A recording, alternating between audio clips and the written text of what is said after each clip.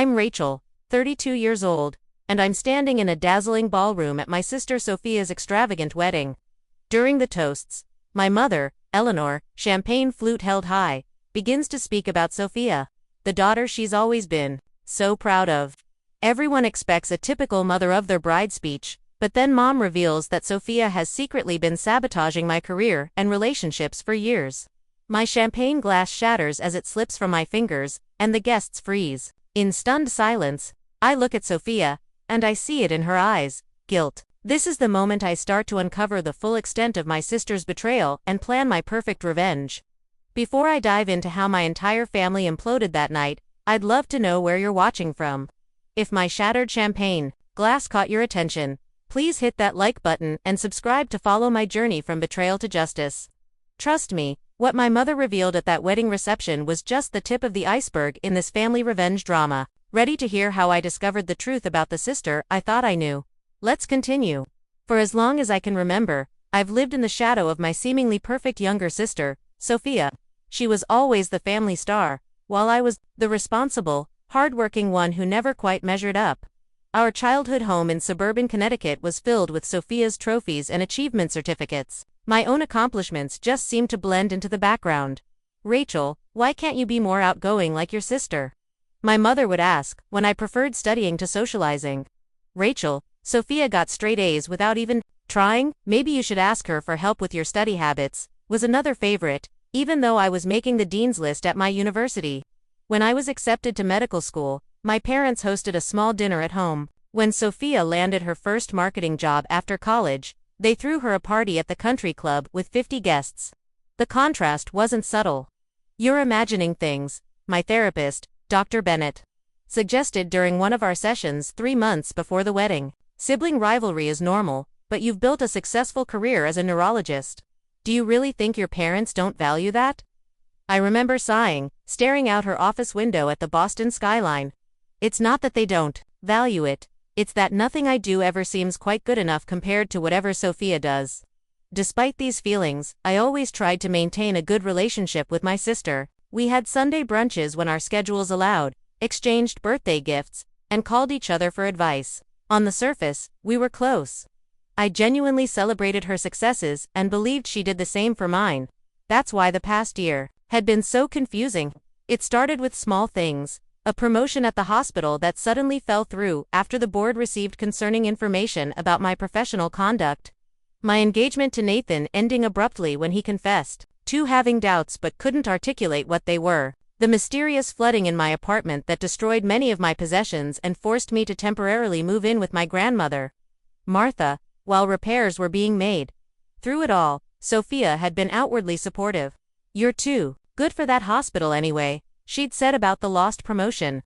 "Nathan clearly wasn't the one," she consoled after my engagement ended. "Stay with me instead of Grandma Martha," she'd offered after the flooding. Though I declined because her downtown loft was too far from the hospital. I threw myself into helping plan Sophia's wedding to James Hamilton, heir to the Hamilton real estate empire. I was happy for her, truly. James seemed kind and grounded despite his family wealth, and he appeared to genuinely adore my sister. Planning their wedding gave me something positive to focus on while my own life seemed to be falling apart. The engagement party at the Hamilton estate was the first time I noticed something odd. I overheard Sophia on the phone in the library, her voice hushed but intense. "No, she doesn't suspect anything," she was saying. "Just stick to the plan, it's almost done." When she saw me in the doorway, she quickly ended the call and flashed her perfect smile. "Just talking to the florist," she explained. "They're being difficult about the imported orchids." I nodded and pushed aside my suspicions. Wedding planning was stressful, and Sophia had always been a perfectionist. If she was being secretive about some detail of her big day, it was probably just to maintain the element of surprise. A week before the wedding, I overheard another call while helping Sophia with final dress alterations at our parents' house. "She'll be there, but she won't be a problem," Sophia was saying from behind the partially closed bathroom door. "Mom's on board with everything." "Yes, even that part." When I asked her about it later, she waved dismissively. "Just wedding jitters, making me crazy. The coordinator keeps asking the same questions over and over." I didn't press further. After all, This was her moment, and I didn't want my own insecurities to cast a shadow over her happiness. I dismissed my growing unease as a combination of stress, jealousy, and my recent streak of bad luck. My grandmother, Martha, however, seemed to share my subconscious concerns. During a dinner at her cozy Cambridge apartment 2 nights before the wedding, she studied me carefully over her reading glasses. "Rachel, darling," she said, putting down her fork, "has Sophia always been kind to you? Truly kind, I mean." The question caught me off guard. "Of course, Grandma, we have our moments like all sisters, but she's always been there for me." Martha pursed her lips, the fine lines around her mouth deepening. "I've watched that girl her whole life. There's something not quite right there. Your mother doesn't see it, and your father chooses not to. But I see how she looks at you when she thinks no one is watching." "What do you mean?" I asked, suddenly uncomfortable. "Like you have something she wants," Martha replied. "Or like she's already taken it." I laughed it off, attributing my grandmother's concerns to her tendency toward dramatic observations. Martha had always been the family truth-teller, sometimes to a fault. But her words stayed with me, a tiny seed of doubt planted in fertile ground. The night before the wedding, during the rehearsal dinner at the Preston Hotel's ballroom, I watched Sophia work the room with effortless charm. My parents beamed with pride, my father Philip's arm draped around my mother's shoulders as they accepted congratulations on raising such a beautiful, successful daughter about to make a perfect match. I was seated between James's college roommate and his elderly aunt, nursing a glass of wine and forcing smiles. At one point, I excused myself to use the restroom and nearly collided with Nathan in the hallway. "Rachel," he said, looking startled. "I didn't know you'd be here." "I'm the sister of the bride," I replied coolly. "The better question is, why are you here?" "I didn't realize you and James were friends." Nathan shifted, uncomfortably. "We're not really. I asked Sophia invited me as a +1 for someone who couldn't make it last minute." Before I could respond, Sophia appeared, sliding her arm through Nathan's with familiar ease. "There you are." "Oh, Rachel, I see you found Nathan. Wasn't it sweet of him to fill in?" Jessica's grandmother had that fall, and we had an empty seat at table 7. She smiled brightly. "Everyone important should be here for my special weekend, don't you think?" Something in the way they stood together sent a chill through me. Nathan couldn't meet my eyes, and Sophia's smile didn't quite reach hers.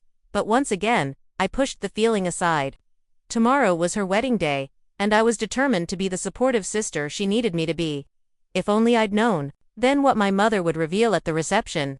Perhaps I could have prepared myself for the destruction of everything I thought I knew about my family. The morning of Sophia's wedding dawned bright and clear, a perfect June day that seemed tailor-made for a fairy tale ceremony. I arrived at the bridal suite of the Hamilton estate at 7 a.m. sharp, armed with coffee and breakfast pastries for the bridal party. "Thank God, caffeine," Sophia said, grabbing the largest cup from the tray. She was already in her silk robe, hair in rollers, looking fresh despite the early hour. "The makeup artist is running late, and Mom's already called twice in a panic about the flower girl sash." I set down the breakfast spread and began organizing the jewelry and accessories for the bridesmaids. Despite being Sophia's only sister, I wasn't the maid of honor.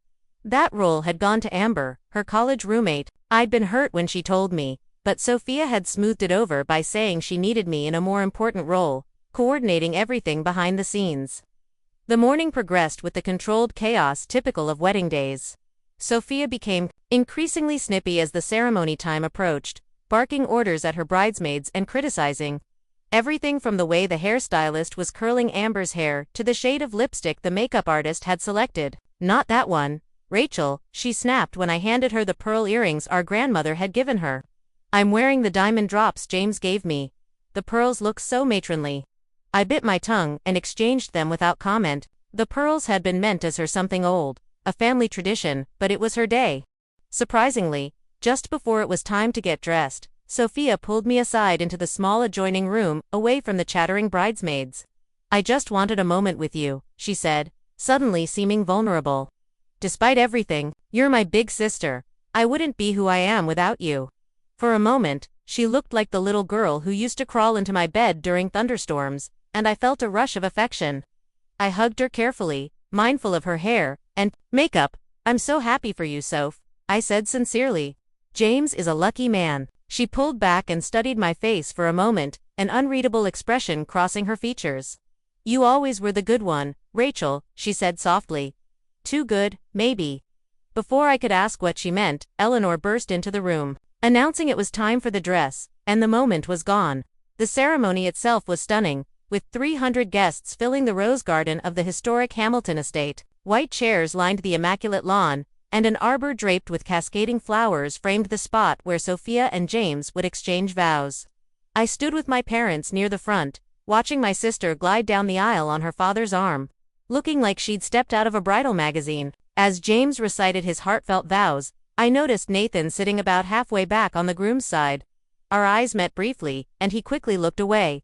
What was he doing on the groom's side? Sophia had said he was filling in for a friend of hers. After the ceremony, during the cocktail hour on the terrace, I observed several strange interactions. Nathan seemed unusually comfortable with James's friends, laughing and chatting as if he'd known them for years. Sophia, making her rounds through the crowd, stopped to speak with him for longer than seemed appropriate for a casual acquaintance. At one point, I saw them share a private laugh, his hand briefly touching her waist in a gesture that seemed too intimate. I was distracted from these observations when Eleanor cornered me by the champagne fountain, her third glass in hand. You look nice, Rachel, she said, adjusting my bridesmaid's dress strap with critical fingers. Though a bit more makeup wouldn't have hurt. Those dark circles make you look tired. Thanks, Mom, I replied dryly. Long shifts at the hospital will do that. She sighed. Such a demanding career. I still think you would have been happier in dermatology. Regular hours, better pay. I took a long sip of champagne, rather than responding. This was an old argument, and today wasn't the day to rehash it. Will you be saying anything during the toasts? She asked suddenly. No, Amber's giving the maid of honor speech. I wasn't asked to prepare anything. Eleanor frowned slightly. That's not right. You should say something. You're her sister. It's fine, Mom, it's her wedding, her choice. Well, I'll be sure to mention you in my toast, she said, patting my arm. There was something odd in her expression, a tension around her eyes that didn't match her smile. The reception was held in the estate's grand ballroom, a magnificent space with crystal chandeliers and floor-to-ceiling windows overlooking the manicured gardens. Dinner was served, the cake was cut, and finally it was time for the toasts. James's best man went first with a charming, funny speech about their friendship. Amber followed with an emotional tribute to Sophia, highlighting her generosity and loyalty in ways that made me wonder if we were talking about the same person. James's father spoke briefly about welcoming Sophia to the family, and then it was my mother's turn. Eleanor rose gracefully, champagne flute in hand. At 60, she was still striking. Her silver-streaked dark hair swept into an elegant updo that matched Sophia's. When my daughter was born, she began, smiling at Sophia. I knew she was special. There was a spark in her eyes, a determination that told me she would stop at nothing to get what she wanted in life. Polite laughter rippled through the crowd.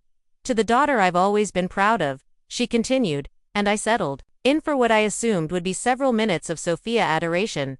But then my mother did something no one expected. She turned to look directly at me, her expression suddenly serious, and continued, and to finally revealing that Sophia has been secretly sabotaging Rachel's career and relationships for years. My champagne glass slipped from my fingers and shattered on the table.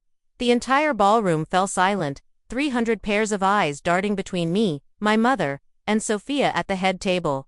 What? James said, turning to his new wife with confusion. Sophia's face had drained of color.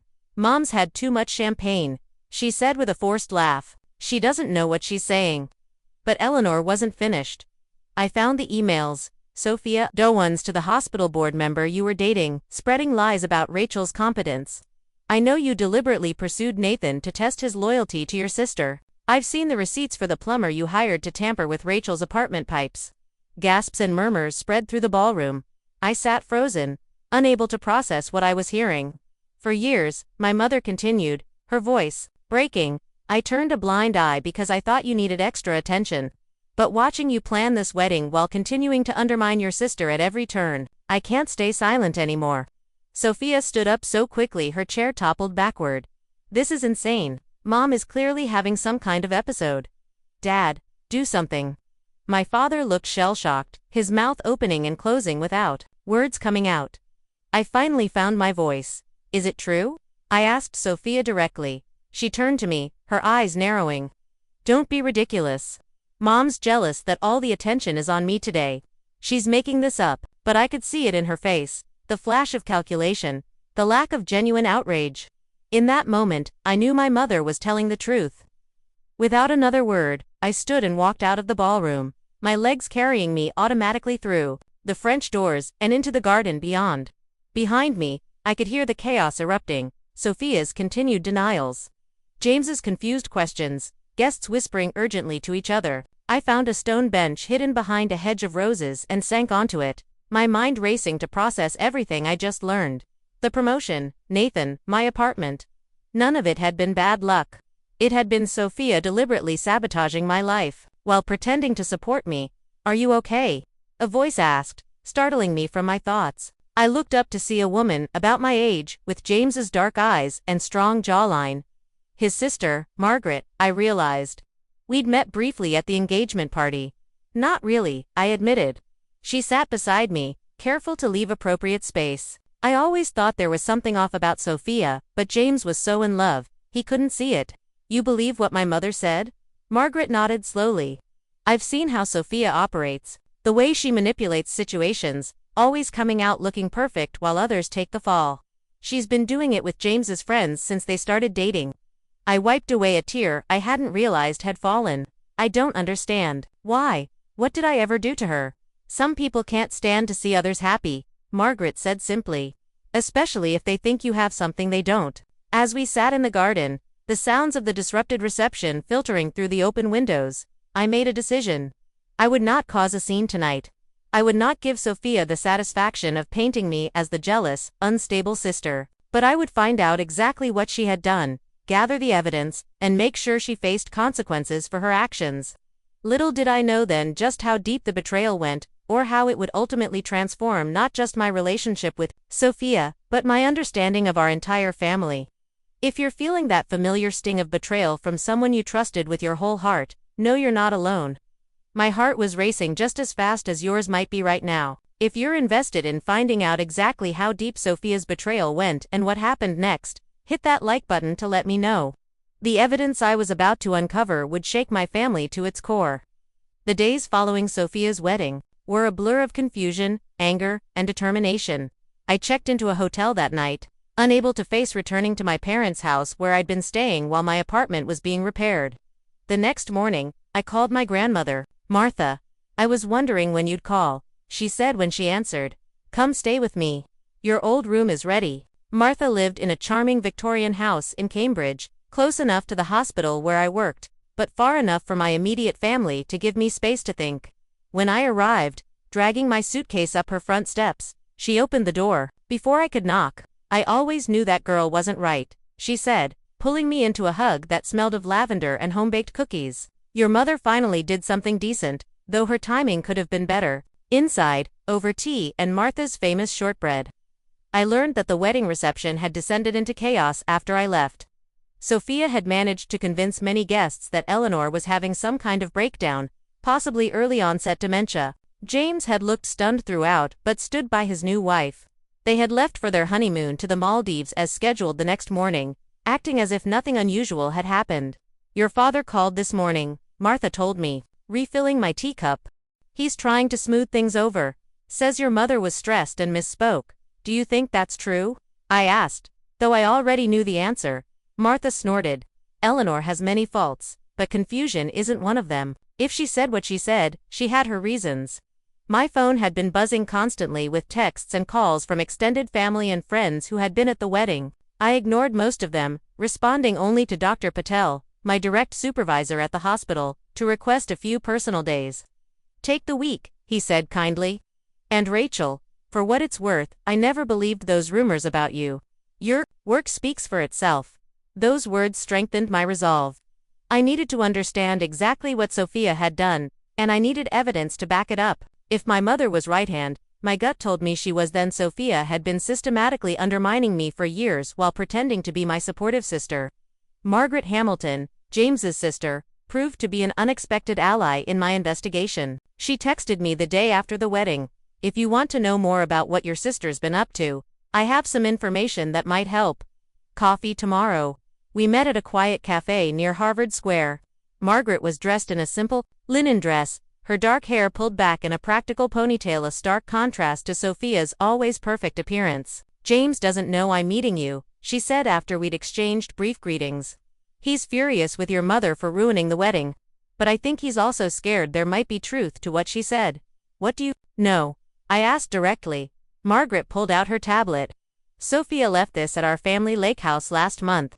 She asked me to ship it to her, but I took a look first because I've been worried about James. She never logged out of her accounts." What Margaret showed me was the first piece of hard evidence. A secret email account Sophia had been using, separate from her regular personal and work emails. The account contained communications that made my blood run cold. There were emails between Sophia and Dr. Lawrence Farrow, a member of the hospital board whom I knew she had briefly dated. In them, she systematically fed him information, questioning my professional judgment, even fabricating a story about me misdiagnosing a patient, which could have been career-ending had it been believed. "The board didn't take action because your record was too strong and another doctor vouched for you," Margaret explained. "But it was enough to kill your promotion." There were messages with Nathan dating back to before our engagement ended, showing Sophia had deliberately pursued him, using information about our relationship's weak points to drive a wedge between us. "Test her," one message read. "If she really loved you, wouldn't she make more time for you despite her schedule?" "I make time for the people I care about, no matter how busy I am." Photos documented Sophia's involvement in my apartment disaster. Receipts for a plumbing consultation at my address when I should have been at work, followed by an invoice for repairs to her own bathroom dated the same day. Most disturbing were bank statements showing small but regular withdrawals from a joint account our parents had set up for us years ago. I had forgotten the account existed, rarely using it, but apparently Sophia had been helping herself to my share for years. "There's more," Margaret said, scrolling further. "She's been doing similar things to some of James's friends who she thought were a bad influence on him. And she's been collecting information on his family business." That's what first made me suspicious. I felt physically ill looking at the evidence of my sister's systematic betrayal. "I need copies of everything," I said. Margaret nodded. "I've already backed it up, but Rachel, be careful. From what I've seen, Sophia is calculating and has no problem hurting people who get in her way." Armed with this initial evidence, I began my own methodical investigation. I contacted Nathan, asking to meet in person. He initially refused, but when I mentioned I had seen emails between him and Sophia, he agreed to coffee at a public place. "I never meant to hurt you," he said, looking miserable across the table from me. "Sophia kept saying you were probably cheating on me because of your long hours at the hospital. She had all these concerns about your commitment. And instead of talking to me about it, you started sleeping with my sister." I kept my voice steady with effort. Nathan had the grace to look ashamed. "It didn't start physical until after we broke up, but the emotional affair, yes, that started before. She was always there, always sympathetic about how neglected she thought. I felt she made it seem like she was trying to help our relationship, but looking back, she was undermining it from the beginning." "When did it end?" I asked, though I wasn't sure I wanted to know. "A few weeks before the wedding," he admitted. "She said we needed to cool things until after she was married." I was actually surprised to be invited to the wedding. "As a +1 for a non-existent friend," I said bitterly. He nodded. "She said it would be a good chance to see you again, maybe reconcile. I realize now she probably wanted to hurt you more by having me there." This conversation confirmed what I had begun to suspect. Sophia's sabotage went beyond just a few isolated incidents. It was a pattern that had likely affected more areas of my life than I yet realized. I dug deeper, reaching out to former boyfriends under the pretense of closure conversations. 2 of them revealed similar stories. Sophia had inserted herself into our relationships, always appearing supportive while subtly planting seeds of doubt. At the hospital, I had a frank conversation with Dr. Patel about the rumors that had cost me my promotion. He confirmed that the source had been traced back to Dr. Farrow, who had since left the board under unclear circumstances. "We discovered some inconsistencies in his claims," Dr. Patel explained carefully. "That's why we didn't take more severe action against you, but the damage to your reputation was already done." I also learned that James had been completely in the dark about Sophia's actions. Margaret stayed in touch, reporting that her brother was struggling to reconcile the woman he had married with the person described in Eleanor's toast. "He called from the Maldives," Margaret told me during one of our now regular coffee meetings. He said Sophia's been on her phone constantly, seems preoccupied. When he asked about what happened at the wedding, she broke down crying, saying, "Your family has always been jealous of her success, and your mother is mentally unstable." And he believes her? I asked. Margaret sighed. He wants to, but I think he's starting to have doubts. Especially after I asked him some pointed questions about whether she's ever tried to distance him from friends or family she doesn't approve of. As I gathered evidence and pieced together the extent of Sophia's manipulation, I struggled with conflicting emotions. Part of me wanted immediate public revenge, to expose her to everyone the way she had been exposed at the wedding. But another part, the doctor in me perhaps, wanted to understand why. What would drive my sister to such calculated cruelty against someone who had only ever supported her? My therapy sessions with Dr. Bennett intensified during this period.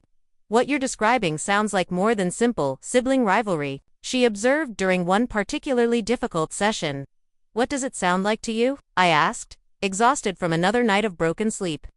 Without meeting Sophia, I can't make any diagnosis, but the patterns you're describing, the manipulation, lack of empathy, calculated social climbing, and systematic undermining of perceived rivals, these are consistent with certain personality disorders. So, my sister is basically a sociopath. The word felt extreme, even given what I now knew. "I didn't say that," Dr. Bennett cautioned.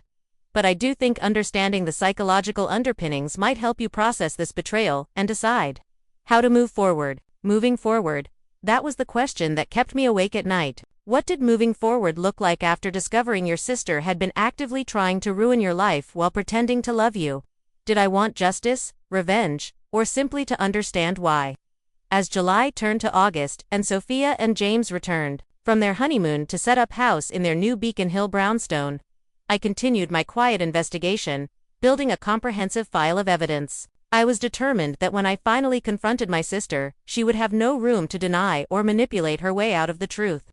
What I didn't yet realize was that the roots of Sophia's behavior went much deeper than I imagined, into the very foundation of our family structure and the secrets our parents had kept for decades. By mid-August, I had amassed substantial evidence of Sophia's systematic sabotage of my life. But I still didn't understand why. What would drive my sister to such calculated cruelty? To answer this question, I began researching family dynamics and personality disorders, spending hours in the medical library at the hospital during my breaks. I read about narcissistic family systems where one child is elevated to golden status while another becomes the scapegoat. I learned about traits like pathological envy and lack of empathy that could explain Sophia's ability to hurt me while maintaining a perfect facade. But these clinical explanations, while informative, felt incomplete. There had to be more to the story. My grandmother Martha became my confidant during this time. Our evening conversations on her wraparound porch stretching late into the night. One such evening, as cicadas hummed in the garden and the August heat finally began to relent, Martha shared insights that would begin to unravel the mystery. "Your mother and her sister had a similar relationship. You know," she said, rocking gently in her wicker chair. "Eleanor was always jealous of Vivian, though she hid it better than Sophia does." This was news to me. "Mom has a sister. She's never mentioned her." Martha's eyes widened slightly. "You didn't know about Vivian? They haven't spoken in nearly 40 years. Not since before you were born. I assumed you knew. What happened between them?" Martha sighed deeply. "Eleanor felt overshadowed by Vivian, who was more academically gifted. When they both fell in love with the same man, your father, and he chose Eleanor, she made sure to rub it in. Then she systematically turned her father against Vivian, claiming she was trying to sabotage their relationship." The parallels were chilling. "Are you saying my mother did to her sister what Sophia has been doing to me?" "History often repeats itself in families," Martha said quietly, "especially when the underlying issues aren't addressed." This revelation sent me searching through old family albums and videos stored in Martha's attic. What I found was illuminating. Footage from family gatherings, showing subtle dynamics I never noticed as a child. My mother consistently praising Sophia while finding small ways to undermine me. Sophia watching and learning, her expression calculating even as a young child. In one particularly telling video from a Christmas when I was about 12 and Sophia, 9, I received a science kit I'd been wanting for months. My excitement was obvious as I opened it. The camera then panned to Sophia, who looked directly at our mother with a slight frown. Eleanor immediately called attention to Sophia's gift, a designer dress she hadn't shown much interest in, making everyone admire it while my science kit was set aside. Forgotten. Your mother taught Sophia that getting attention was a zero-sum game, Dr. Bennett observed when I described these discoveries during our session. If you were receiving positive attention, it meant less for her. So Sophia learned to either redirect attention to herself or, more insidiously, to undermine you, so you'd receive negative attention, or none at all. Armed with this new understanding, I decided it was time to confront my father. We arranged to meet at a quiet restaurant near his office in downtown Boston, away from my mother's influence. Philip Harris had always been the peacekeeper in our family, a mild-mannered accountant who avoided conflict at all costs. "Dad," I said, after we'd ordered, "I need to know the truth about what's been happening in our family. Not just with Sophia, but going back years." He looked uncomfortable, adjusting his tie nervously. "Your mother was out of line at the wedding, Rachel. She'd had too much champagne." "Stop," I interrupted firmly. "I've seen the evidence. Emails, bank statements, conversations with people Sophia manipulated. Mom was telling the truth, and I think you know it." My father's shoulders sagged, and suddenly he looked every one of his 65 years. "I didn't know the extent of it," he said quietly. "But yes, I suspected Sophia wasn't always kind to you. Why didn't you ever say anything? Do anything?" He stared into his water glass. "Your mother and I don't always agree on parenting. Eleanor can be forceful in her opinions. It was easier to keep the peace, even at your expense, daughter. I couldn't keep the hurt from my voice. It's complicated, Rachel." He hesitated, then seemed to come to a decision. "There's something you need to know about Sophia. Something that might explain, though not excuse, some of what's happened." I waited, my heart pounding. Sophia isn't my biological daughter. The revelation hit me like a physical blow. What? Eleanor had an affair early in our marriage with my former business partner, Robert Chambers. When she got pregnant, she confessed, but we decided to stay together and raise Sophia as my own. No one else knows except Eleanor's sister, Vivian, which is part of why they had their falling out. "Does Sophia know?" He shook his head. "We never told her, but Eleanor has always been overprotective of her. Perhaps out of guilt, or fear that Sophia would somehow sense she was different. She compensated by favoring her, and I let it happen." This explained so much: my mother's excessive indulgence of Sophia, the family tension, the sense that different rules applied to us, but it didn't excuse the acts of sabotage. "Dad, whatever her biological origins, Sophia has been deliberately hurting me for years, and Mom, and you, allowed it." "I know," he said, looking genuinely remorseful. "I failed you, Rachel. I was so focused on keeping the family together that I didn't protect you the way a father should." As we continued talking, I learned more about the family dysfunction that had shaped us all. My mother's insecurity and guilt had created a toxic environment where Sophia was overindulged and I was expected to understand and accommodate. My father's conflict avoidance had enabled both of them, and I had internalized the message that my needs and feelings mattered less than keeping the peace. Over the next few weeks, my relationship with Margaret Hamilton deepened as we both worked to understand and document Sophia's patterns of behavior. She shared concerns about James, showing me evidence that Sophia had already begun manipulating him and his family relationships. "She's been telling him that his parents are too controlling of the family business," Margaret explained during one of our meetings, "and that I've always been jealous of him as the heir apparent. It's causing tension where there wasn't any before." Classic divide and conquer, I noted, recognizing the pattern from my own experience. As the first pieced together the complex family dynamics that had enabled Sophia's behavior, I struggled with how to respond. Traditional revenge felt hollow. I didn't want to become like her or perpetuate the cycle of family dysfunction, but I also couldn't allow her to continue harming people without consequences. During an autumn walk through Harvard Yard with Martha, the fallen leaves crunching beneath our feet, my grandmother provided the perspective I needed. "Justice isn't about punishment, Rachel," she said, linking her arm through mine. "It's about truth and consequences. Sophia has avoided the natural consequences of her actions because they've been hidden. Perhaps the most powerful thing you can do is simply bring everything into the light." This insight shifted my thinking. My goal shouldn't be revenge, but truth.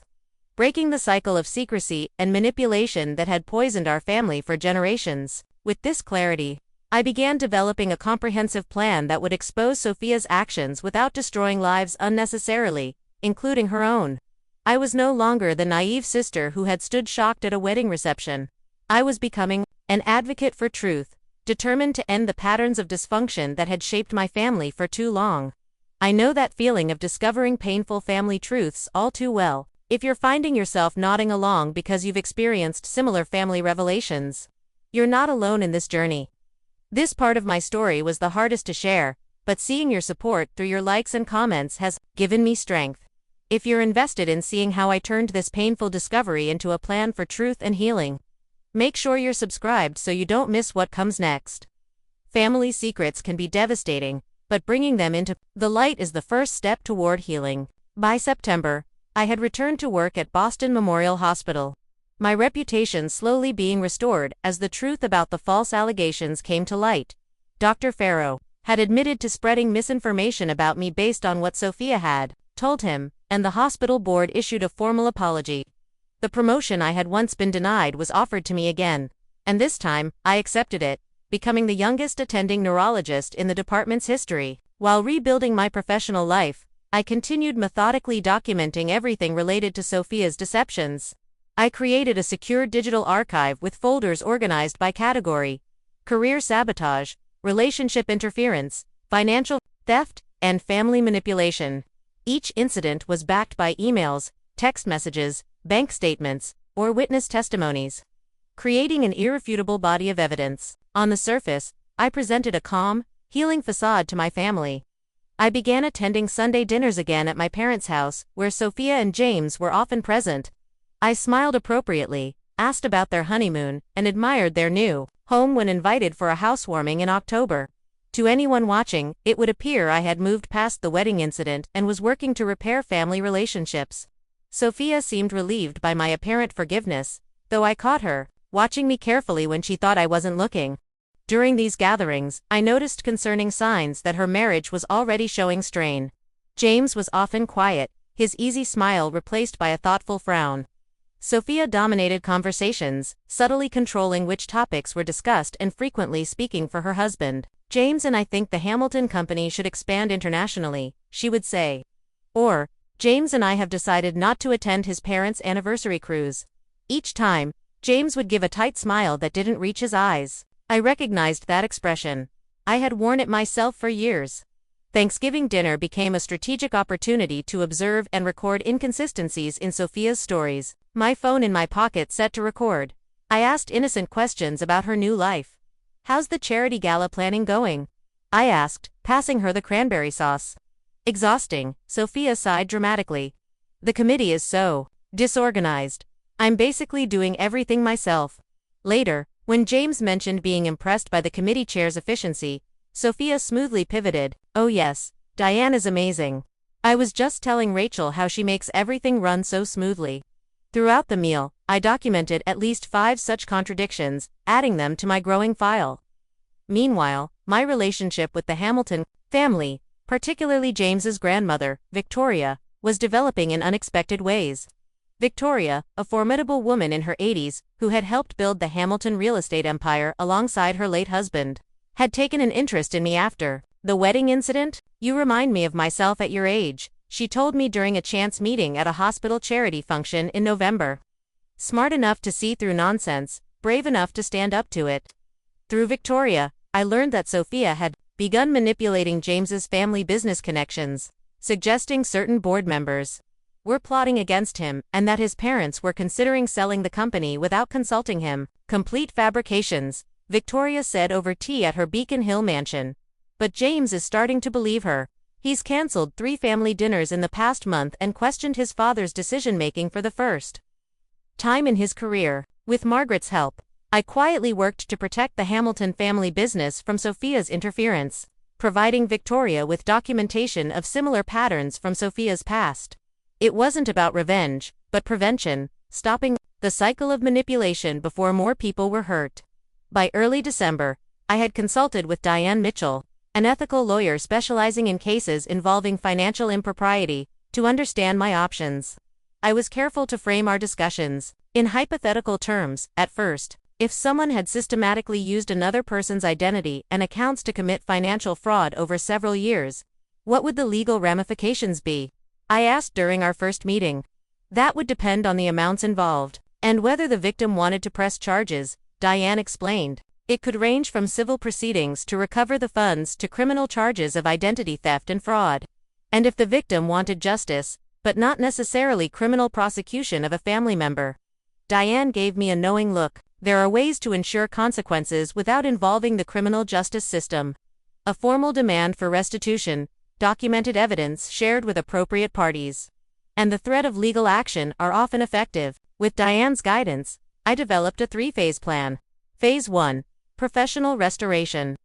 This was already underway with my reinstated promotion and the clearing of my professional reputation. Phase 2. Family truth. This would involve a controlled exposure of evidence to key family members, giving them the opportunity to understand the full picture before any public revelations. Phase 3. Protection.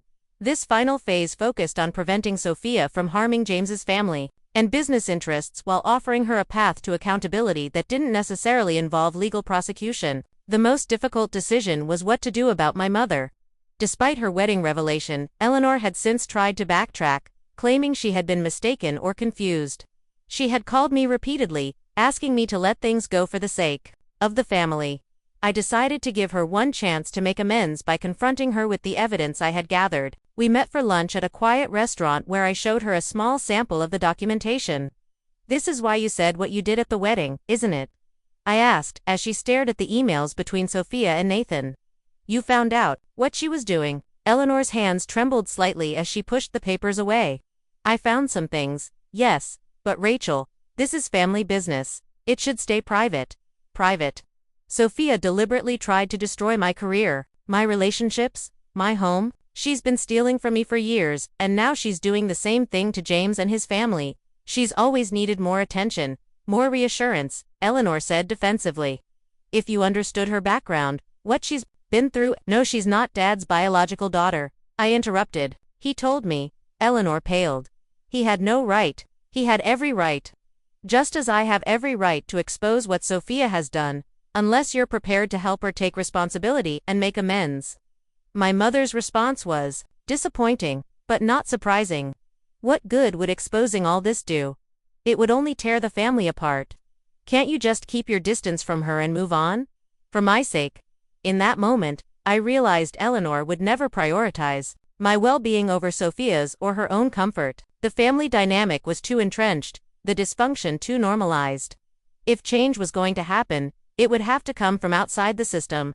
"I'm sorry, Mom," I said, gathering my evidence. "But I can't keep enabling this. What happens next is up to Sophia, not me."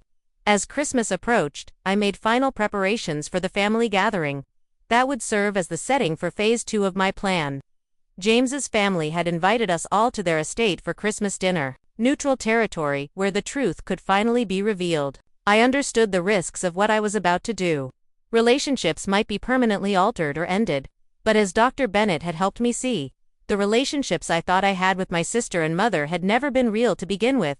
They had been built on lies, manipulation, and inequality. The night before Christmas Eve, Martha and I sat by her fireplace, watching the flames dance as snow fell gently outside. "Are you sure you're ready for this?" she asked, her wise eyes studying my face. "I am," I replied with surprising calm.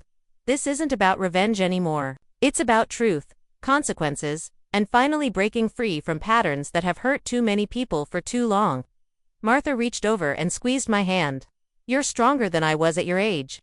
I saw what Eleanor was doing to you, girls, but I didn't intervene forcefully enough. I won't make that mistake again." As I went to bed that night, I felt a strange peace descend. Tomorrow would change everything.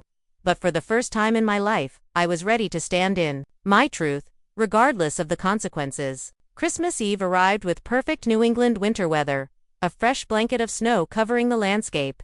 Temperatures cold enough to frost the windows, but not so bitter as to make travel dangerous. The Hamilton estate looked like something from a holiday card, with tasteful white lights outlining the colonial architecture and evergreen wreaths adorning each window. I arrived early, having arranged with Victoria to help with final preparations. I wore a simple but elegant emerald green dress, my hair styled in loose waves, a stark contrast to my usual practical ponytail. The Rachel who entered that house was not the same woman who had stood shocked at her sister's wedding 6 months earlier. "You look lovely, dear," Victoria said, greeting me in the grand foyer decorated with a 12-foot Christmas tree, and remarkably calm. "Considering I've had months to prepare," I replied, handing her the bottle of wine I'd brought. No more surprises, just truth. We worked together to arrange the seating for dinner, strategically placing key players where they needed to be. James's father, Christopher, at one end of the table, Victoria at the other. James and Sophia would sit in the middle of one side with my parents across from them. Margaret would be next to James, and I would sit beside my father, diagonal from Sophia, close enough to maintain eye contact, but not directly opposite her. As other guests began to arrive, I maintained a pleasant, relaxed demeanor. My father seemed nervous, my mother overly cheerful as she handed out perfectly wrapped gifts. Sophia entered like a queen, wearing a designer red dress with James following, a step behind, looking uncomfortable in his holiday sweater. "Rachel," Sophia said, air-kissing my cheek. "Love the dress. TJ Maxx, having a sale." The familiar dig was delivered with a sweet smile. "Vintage, actually," I replied smoothly. "Grandmother's collection." I caught Victoria's approving nod from across the room. Throughout the cocktail hour, I noticed Sophia growing increasingly tense as she observed my easy interactions with the Hamilton family. Margaret and I shared several private conversations, exchanging glances that clearly unsettled my sister. James seemed to notice, too, watching us with curious eyes as he nursed a single glass of scotch. Dinner was a masterpiece of holiday tradition: roast turkey, prime rib, and all the trimmings served on the Hamilton family's antique china. Conversation flowed naturally, though I noticed my mother trying repeatedly to direct attention to Sophia's recent charity work and away from my new promotion. "Rachel, tell everyone about your research grant," Victoria prompted during a lull, effectively countering Eleanor's efforts. Christopher was quite impressed when I mentioned it, as dessert was being served, Martha's famous apple pie alongside Victoria's traditional plum pudding. Victoria tapped her crystal glass gently. "Before we finish our meal, I'd like to suggest we exchange one special gift each tonight, saving the rest for tomorrow." In my family, we always opened one present on Christmas Eve. There were murmurs of agreement, and Victoria's housekeeper wheeled in a cart with a selection of wrapped packages. "I'll start," Victoria said, picking up a medium-sized box wrapped in silver paper. "This is for all of us, really, but Rachel will do the honors of opening it." I felt Sophia's eyes boring into me as Victoria placed the box in my hands. With deliberate calm, I unwrapped it to reveal a sleek laptop. "Thank you, Victoria. But I don't understand," I said, playing my part. "It's not just any laptop, dear. It contains a special presentation. My gift to this family is truth." Victoria's voice was gentle but firm as she addressed the table. "Rachel has prepared something I believe everyone needs to see." I opened the laptop, which was already connected to the dining room's hidden projection system. With a single click, the lights dimmed slightly and a screen descended from a concealed compartment in the ceiling. James looked surprised. Clearly, his grandmother had upgraded her audio-visual system without mentioning it. "What is this?" Sophia demanded, her voice tight. "Just watch," I said, making eye contact with her for the first time that evening. The presentation began with a simple title: "A Pattern of Behavior." What followed was a methodically organized display of evidence, beginning with the earliest documented incidents of Sophia's sabotage and progressing chronologically through the years. I narrated calmly as emails, bank statements, text messages, and recorded conversations appeared on the screen. "This is from 2018 when Sophia first began interfering with my relationship with David Chin. Here she is telling him I was seeing someone else, while simultaneously telling me he had been unfaithful." The family watched in stunned silence as the evidence mounted. My father looked increasingly ill, while my mother's face had gone rigid with denial. James stared at the screen with growing horror, occasionally glancing at his wife, whose expression had transformed from indignation to calculation to barely contained rage. "This section documents the systematic sabotage of my medical career," I continued, showing the correspondence between Sophia and Dr. Farrow. "Thanks to Dr. Patel's intervention, I was able to restore my professional reputation, but the damage could have been permanent." When I reached the evidence of financial theft, showing years of small withdrawals from our shared account, adding up to over $30,000. Sophia finally erupted. This is ridiculous. You've always been jealous of me, and now you're fabricating evidence because you can't stand that I'm happily married and successful. I remained calm. Each document can be verified independently. The bank statements are real. The emails can be authenticated. I haven't fabricated anything, Sophia. James, we're leaving, Sophia declared, standing abruptly. I won't sit here and be attacked by my disturbed sister on Christmas Eve. But James didn't move. Sit down, Sophia, he said quietly. I want to see the rest. The most damning evidence came last: documentation of Sophia's recent manipulation of the Hamilton family business. Emails to board members suggesting James's father was considering selling without consulting his son. Messages to James's mother canceling family commitments in his name without his knowledge. Financial inquiries about the structure of the Hamilton family trust. As the presentation concluded, there was a moment of complete silence before Victoria spoke. I've conducted my own investigation, she said, her voice steady despite her age. Everything Rachel has presented is consistent with what I found. Sophia has been attempting to create division in our family, just as she did in hers. That's not true. Sophia's voice had taken on a desperate edge. Rachel has always been jealous of me. Mom, tell them. All eyes turned to Eleanor, who seemed to shrink in her chair. Sophia has always needed extra attention, she began weakly. Stop it, Eleanor, my father interrupted with unexpected firmness. No more excuses. What happened next stunned everyone. Margaret stood and walked to the laptop, inserting a small flash drive. There's one more piece of evidence you should all hear. The recording that played was a conversation between Sophia and my mother, clearly taken without their knowledge, dated just 2 weeks after the wedding. Sophia's voice filled the room. I can't believe you said that at my wedding. After all these years of helping me, suddenly you grow a conscience. I was upset, Eleanor's recorded voice replied. You promised you'd stop after you married James. But then I found out about the Hamilton Trust inquiries. That's different. James deserves to know what his family is really planning. Besides, Rachel had it coming. She always acts so perfect, so much better than everyone. The hospital board thing was hilarious. Did you see her face when she got passed over for that promotion? Eleanor's recorded sigh was heavy with resignation. Just be more careful if your father ever found out everything you've done. He's not my real father anyway, so who cares what he thinks? Sophia's laugh was chilling in its callousness. The recording ended and the room erupted into chaos. Sophia lunged for the laptop, but James caught her arm. Don't, he said, his voice colder than I'd ever heard it. It's over, Sophia. My mother had buried her face in her hands, while my father sat rigidly upright, his expression a mask of pain and resolve. How long have you known? Sophia demanded, turning to me with hatred in her eyes. About your sabotage. Months. About you not being Dad's biological daughter. Since August, but that's not why I'm doing this. Biology doesn't matter. What you've done does. Victoria stood, her regal bearing commanding attention despite her age. I think it would be best if Sophia left now. Christopher, please have William bring the car around. You can't throw me out. Sophia protested. James, tell them. But James was already removing his wedding ring.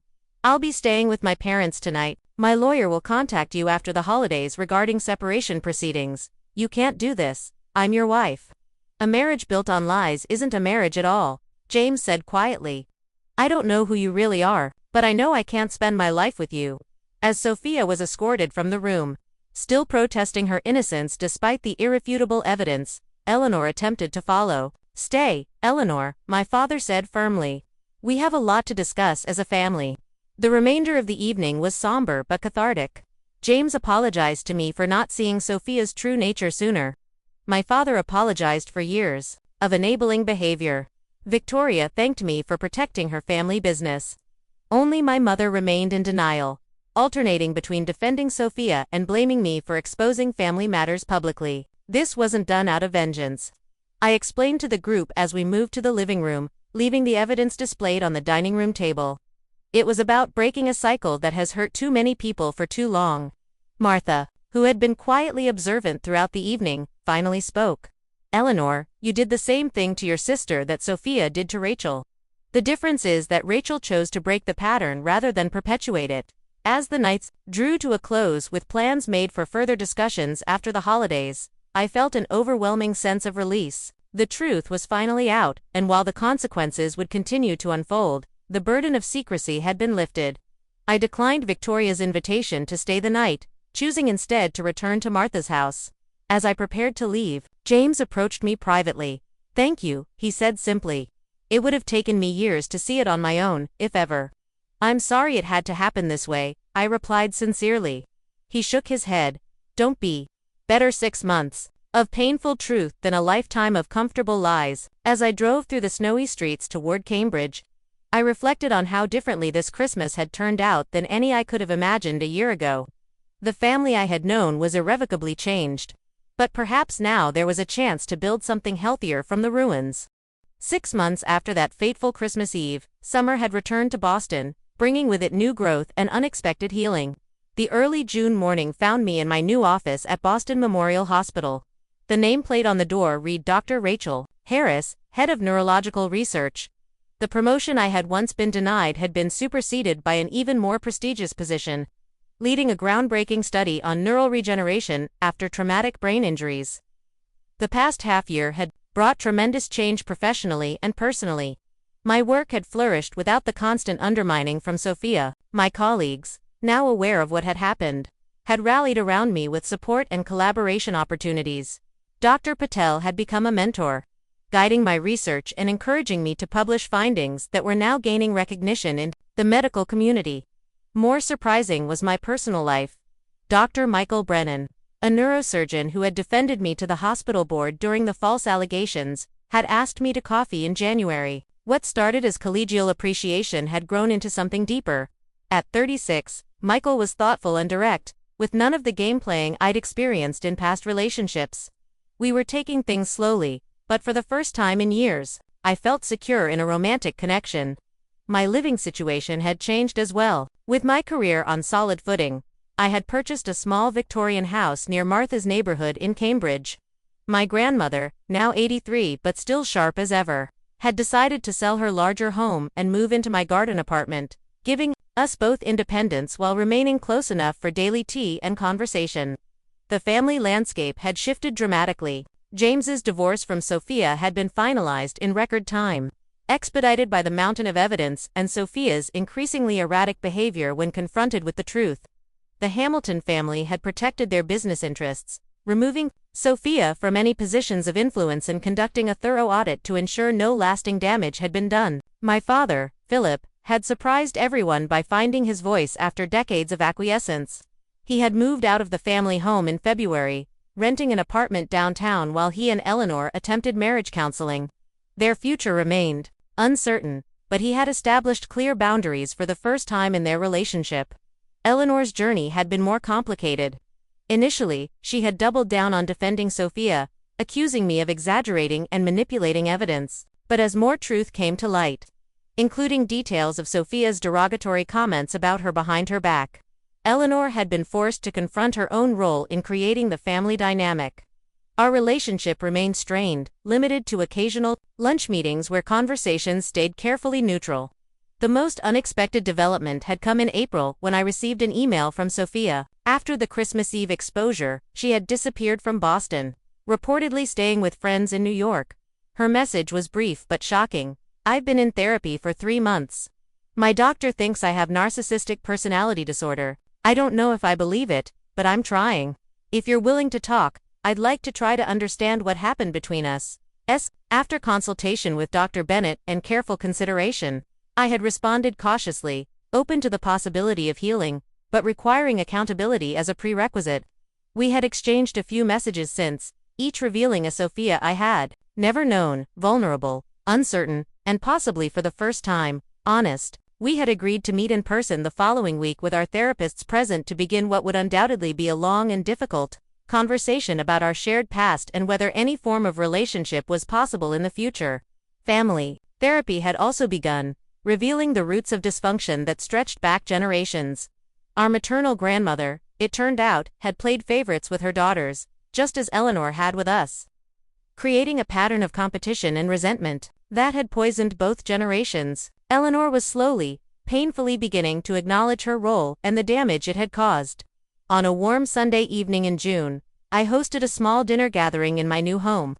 The table on my back patio was set for 6. Martha, Margaret who had become a close friend, Michael, Dr. Patel and his wife Nina, and me. These people represented my chosen family, the supportive connections I had built while freeing myself from toxic dynamics. As we enjoyed dessert and coffee under string lights in the gathering dusk, I found myself reflecting on the journey of the past year. I'd like to make a toast, I said, raising my glass. The conversation quieted as my guests turned attentive faces toward me. To the daughter who learned that family is defined by love and truth, not blood and secrets. Martha's eyes glistened with unshed tears as she recognized the words. A reclaiming of my mother's wedding toast that had started this entire journey. The following morning, I received a notification about Sophia's upcoming court appearance for financial restitution related to the funds she had taken from our shared account. My lawyer had advised me to attend, but after careful consideration, I declined. My presence wasn't necessary for justice to be served, and my energy was better spent building my new life than revisiting the pain of the past. As I closed my laptop and prepared for my day at the hospital, I thought about the generations of women in my family who had been trapped in cycles of favoritism, competition, and resentment. For perhaps the first time in our family history, that cycle had been broken. The cost had been high, relationships damaged or lost, painful truths exposed. But the freedom on the other side was worth it. True revenge, I had come to understand, wasn't about exposing Sophia or seeing her punished. It was about freeing myself from toxic dynamics and creating a life defined by authentic connections rather than manipulation and deceit. The ultimate victory wasn't winning against my sister, but refusing to play a game that had no real winners, only varying degrees of loss. As summer bloomed in Boston, so too did my conviction that the future would be different from the past. The journey of healing had only begun for me and for my family, but for the first time, we were walking in the light of truth rather than the shadows of secrets. I know many of you watching have experienced family betrayal or discovered painful truths about those you trusted most. Your comments on my previous videos have shown me how universal these struggles can be. If my story has resonated with you, please take a moment to like this video and subscribe to my channel, where I'll be sharing more about my ongoing journey toward healing and building healthy relationships after family trauma. I'd love to hear your thoughts in the comments below. Have you ever had to choose between family loyalty and your own well-being? What helped you move forward after a betrayal? Your experiences might help someone else who's walking a similar path right now. Thank you for witnessing my story. Remember that breaking toxic family cycles isn't selfish. It's an act of courage that can heal generations to come. If you found value in this video, please share it with someone who might need to hear that they're not alone in their family struggles. Until next time, this is Rachel, wishing you truth, healing, and the courage to create the family you deserve, whether born or chosen.